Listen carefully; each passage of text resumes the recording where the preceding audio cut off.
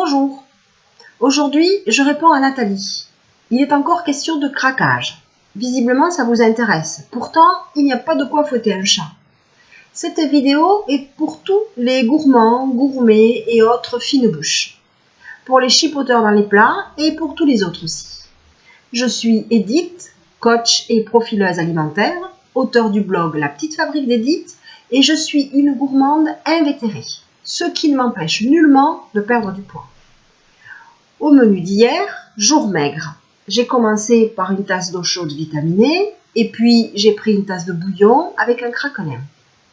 À midi, j'ai mangé de l'ossobuco avec de la moutarde et du chou clabu.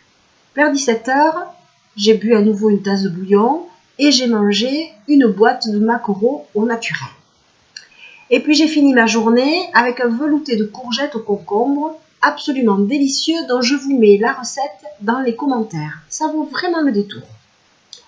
Et puis j'en viens à la question du jour. Que penser des glaces à l'eau comme craquage? D'abord, je ne sais pas ce que sont les glaces à l'eau.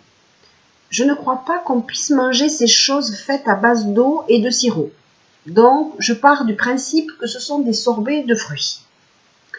Là encore, il faut faire attention, soit à les faire soi-même, soit à les acheter à base de purée de fruits.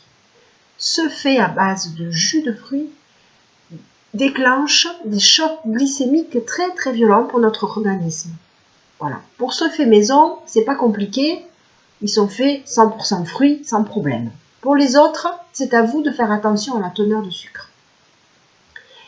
Personnellement, je consomme assez facilement ce genre de collation en été. Il y a plein de recettes sur mon blog. J'en suis très friande.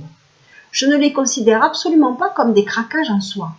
Manger une collation sucrée vers 16-17 heures me semble tout à fait compatible avec mon régime alimentaire, sans excès toutefois, parce que les fruits ne sont pas trop mes amis. Tout dépend de la fréquence et de la quantité de la dite collation.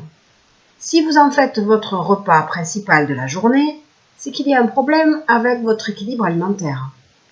Si après avoir mangé une part de sorbet, vous ne pouvez plus vous arrêter, c'est que vous avez une glycémie très instable. Et il est grand temps de réformer votre alimentation. Voilà. J'espère avoir répondu à la question. J'en attends d'autres pour continuer à avancer. Je compte sur vous. À demain. Bisous.